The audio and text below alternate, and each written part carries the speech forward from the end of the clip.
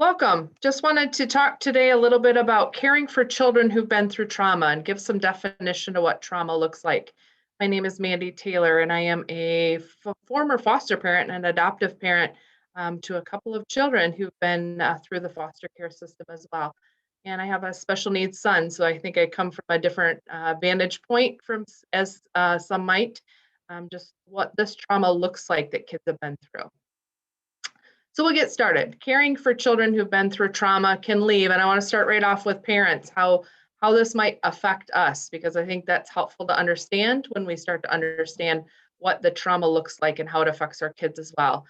So as we think about it, our kids and their trauma really can be confusing to us. Some of us don't know what trauma have our kids have gone through or how they've kind of internalized that trauma. So it can be confusing or frustrating. We definitely feel unappreciated at times, angry, and helpless.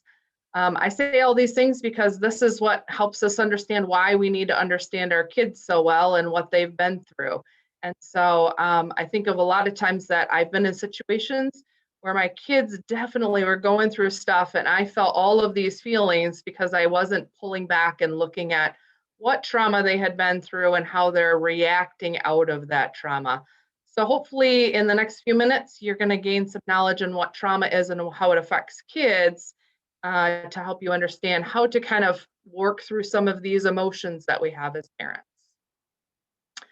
So just getting started here, traumatic experience is, and just kind of giving some definition to this.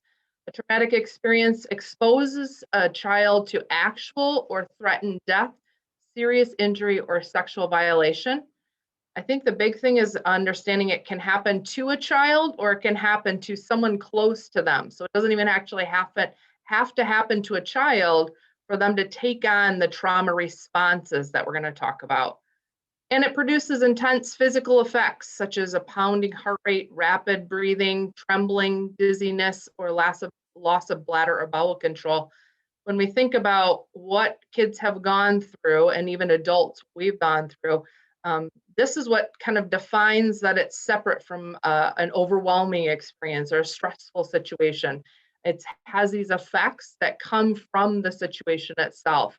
So I think of an example just to kind of help bring this home is a car accident. I remember when I was in a car accident, I can still, when I think about it, feel myself bracing for that initial kind of hit as someone's coming at me and is clearly going to hit my vehicle. My heart was racing like crazy. And yet I'm in my big, at that point, 12 passenger van, and I can't get any air. There's just no air to breathe or catch. And so those are the effects that we often have from a traumatic experience. When I think about what happened after that initial kind of hit, my body had tightened so hard to brace for that effect that was going to happen that I could see ahead of me. And yet when I got out of my vehicle, I just fell to the ground, not because I was hurt, but more because it just took all of my energy to brace for that initial impact. And that's what a lot of times is going on for kids when they're going through traumatic experiences, that bracing, that racing in their heart and their shortness of breath in those moments. So given some definition to trauma, trauma is, I like this definition, trauma is an emotional response to a terrible experience like physical abuse, car accident, removal from parents, witnessing domestic violence, or a significant medical procedure. We often forget about the medical side of trauma, and we're going to talk just a little bit about that in this today as well. But really looking at it can be a lot of different things that can happen. And when those things happen, any one of those or multiple of those, it can cause an individual to feel unsafe in perfectly safe situations, to have flashbacks from the situation that occurred, to be restless or fidgety, to be easily angered, shut down, be disobedient to instructions, or have trouble trusting others. So thinking about all of those things, once an incident has happened for a long period of time, we can't define how long it's going to affect a person after they've been through trauma, but any one of these things or multiple of these kind of things are a result of it. We're going to break that down a little bit. So here's a couple ways to look at trauma. Here are the different types of trauma. So we have acute trauma. So it's a single event that lasts for a limited time. And so that a single event, so we could put a date on it. We could say it happened at this time, and that's an acute trauma. It can have very long-lasting effects, but again, that acute trauma has that single event piece.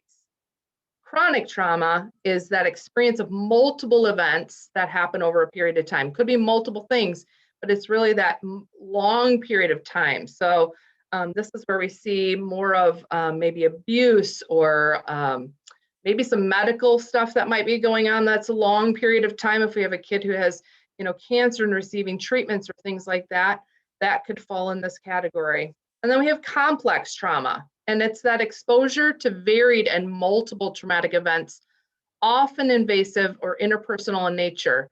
We also put in this category when we see kids who've been through trauma at the hands or as a result of their caregivers, because that causes a lot of confusing messages in the brain for kids. And so that creates it to be a very complex piece. So thinking through that, we've got acute, one time, chronic, that ongoing and complex, varied, multiple types of things all going on, often very much at a heightened way in nature. Then thinking about neglect. So if we have trauma is the presence of something bad happening, neglect is also the absence of something good and necessary. So neglect does the same things in the brain that trauma does. And so want to be aware of these things. So for some of our kids in our community and in homes, this is ongoing times where there was a lack of consistent food, because in the brain is panicking, looking for where is my next meal. It could be this constant moving. Not always are these things that are a result of parents wanting these choices, but it's the effect that happens because we don't have those basic necessary things for kids to make sure that they have. So just want to compare the two. We have areas of trauma and areas of neglect, and they overlap some. So those trauma pieces can be physical, sexual, emotional, and medical. So thinking through, we don't always talk about the emotional trauma that can happen.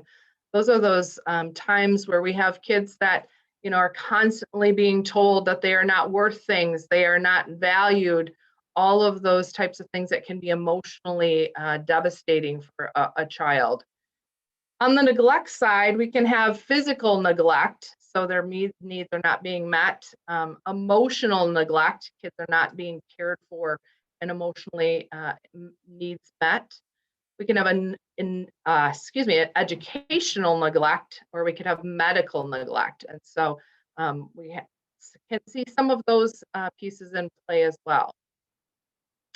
So I want to talk through how kids respond to trauma. So if those trauma pieces or that neglect pieces happened, now what are we going to see from kids? And I think these are the important pieces to take away, understanding what we're going to see from kids, because we want to know how to anticipate what we're going to see from them and how to handle those situations. So as we see kids with long-term trauma, it can really break down and cause some harm in their development and their ability to trust others. So kids who've been through trauma really struggle to trust others. If you can imagine, if something as bad has happened at the hands of someone else, it becomes very hard for them to trust someone else in that role, or even trust the people who did cause those things to happen. So that ability to trust is very much interfered with. Their sense of personal safety. We see from some kids, they're hyper vigilant about everything. Everything seems unsafe to them. And we see other kids that become so lackadaisical about things and don't see things in a safety point of view at all. And so either way, we see kids in different pieces where that sense of personal safety is really compromised. We see definitely a lot of kids who struggle with their ability to manage emotions. And so, they can be happy one minute to this rage of can't handle anything to, wow, we're back at, like life is so good. And so this swing of emotions can be pretty intense for some of our kids just because they aren't able to kind of slow down and manage those emotions. We see the ability to navigate and adjust to life's changes can be compromised. Many of our kids that we see that have gone through trauma just really can't adjust to even littlest things. If you are anticipating going outside for the day and all of a sudden it's raining, that can be, just really devastate their world because they just can't adjust to changes, even positive changes. So we have make plans for something different and it's better. They still can't adjust to those things. And then the last one on this list is the physical and emotional responses to stress. So realizing many of our kids really struggle in how they handle stress and their emotions in that because they're just constantly worked up. And we're going to talk about that in just a second. So here we have what our child's reaction is can depend on their age and developmental stage. Many of our kids who've been through trauma are not functioning at their chronological age. So we really want to look at their developmental age. Where are they socially, emotionally, cognitively? That's how we need to work and meet our kids' needs, is where they're at developmentally. And so looking at that's important. Many of our kids in their reactions differ because of their temperament. So looking at, many of us are born with a very varied amount of temperament. And so some of our kids just can roll with the punches a lot easier and just kind of go with what happens, where some of our kids are just very high strung and just can't adapt very well. And so that falls in this category of we have to look at what is their temperament and how trauma is going to affect their reactions to things. We have need to look at the perception of the danger faced. I talk to a lot of families and I need to always remind them and myself, we have to always look through our kids' eyes. So whatever they see as what happened is their reality, and whatever they see as the danger is their reality. And so we have to look and meet them where they're at based on what they see as the situation.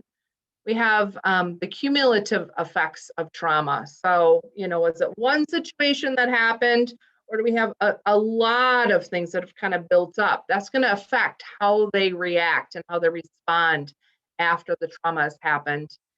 And then we have adversities faced after the trauma. So some of our kids have maybe had not many adversities after trauma has happened, while others maybe a trauma happened and now they're going into foster care or being, having to live with different family members or stay somewhere else or even being on the hospital for a long period. Those are adversities that can really affect a child, especially if they spend time away from parents or if they spend time away from siblings. Siblings are a big piece of our kids' trauma when they get separated after trauma.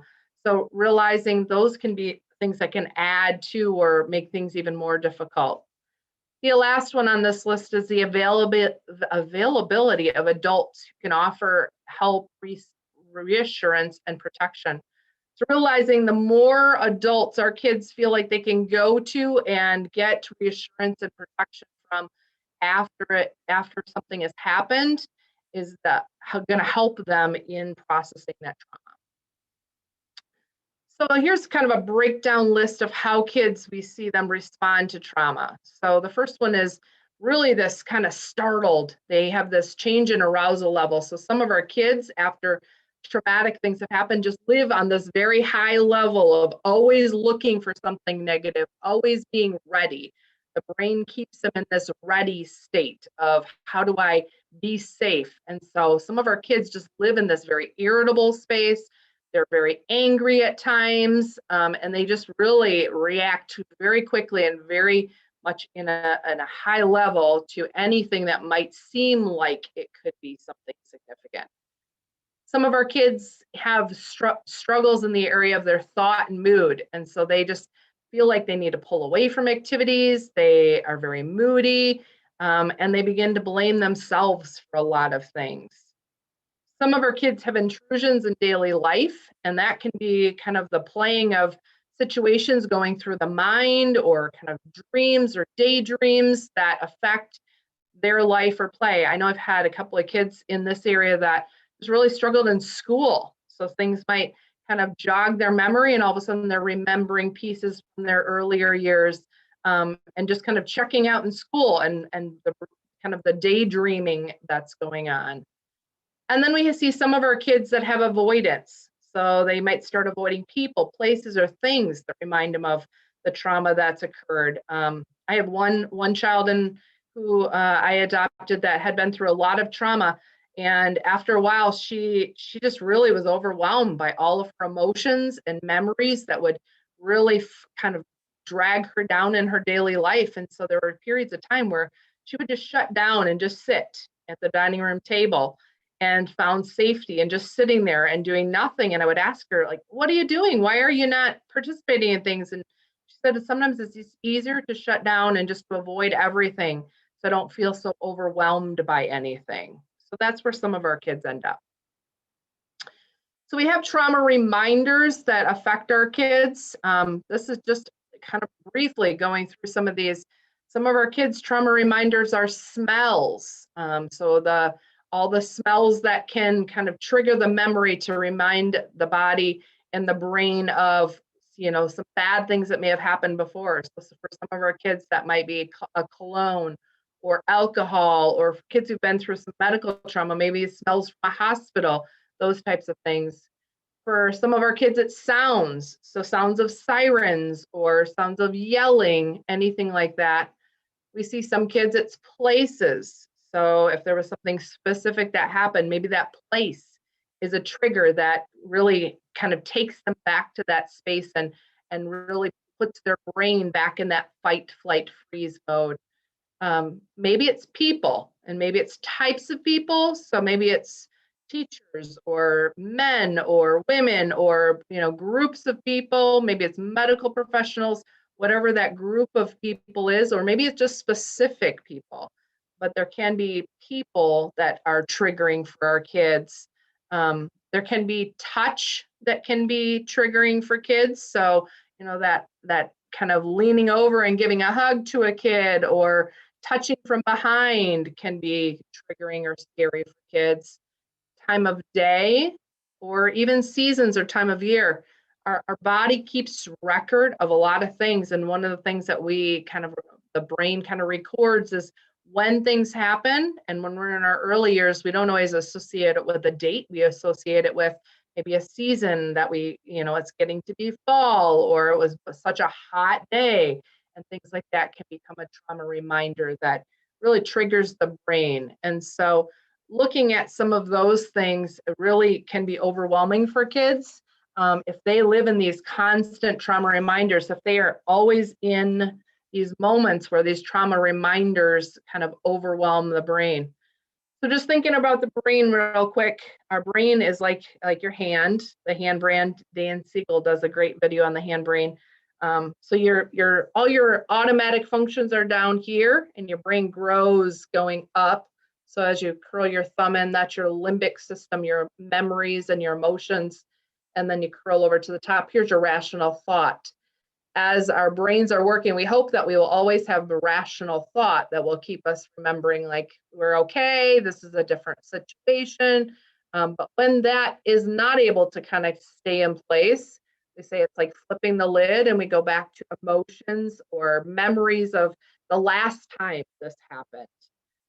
And what happened then, and often react out of that. If we're kids or adults aren't able to kind of hold that together, you go back down here, and in this automatic set of functions, you have fight, flight, freezes in there.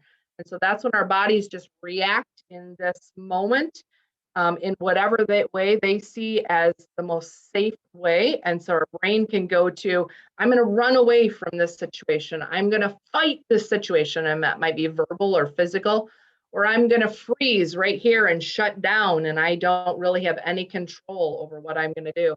And so many of our kids in these trauma reminders, flip that lid and go back to, boy, I remember the last time I saw that person, and That didn't feel so safe. And so they're reacting in that moment, even though this is a different situation. And so looking at how we can help our kids is really important. So just want to end on how do we make things feel safe for our kids? It's not always about the physical safety. Our kids are physically safe in many situations when we put them in those physically safe situations, but we don't always think, how do I help them feel safe? And that's the bigger piece. Our kids' brains need to feel safe to be able to keep continuing to develop forward. And so as we look at what makes us feel safe, we look at what is predictable, what is familiar, and what is a sense of control. So if you think about your safe space, it probably is based on these pieces. It's predictable, it's familiar, and you have a sense of control in that. So looking at how do you now incorporate that for your kids, if they've been through trauma especially, how do you build these feeling safe pieces for them? So building in the different situations you go, how do you be predictable for them or build predictable experiences for them? How do you build in familiarity to each situation that you have for kids? And how do you build in that sense of control? So I think about my son struggles a lot at when we go to church or big gatherings. And so I look to build familiarity, predictability, and a sense of control for him by bringing a little fidget bag for him. And we have the same seats when we go places, or I have him help pick what seat feels the most familiar and get that control piece. And we look at how do we feel safe in these situations, because that's really where kids are going to grow and thrive, even though they've been through trauma. When we build in these pieces in different places that we go, that helps them feel safe and helps them be able to move forward in positive ways. Thanks for joining us today.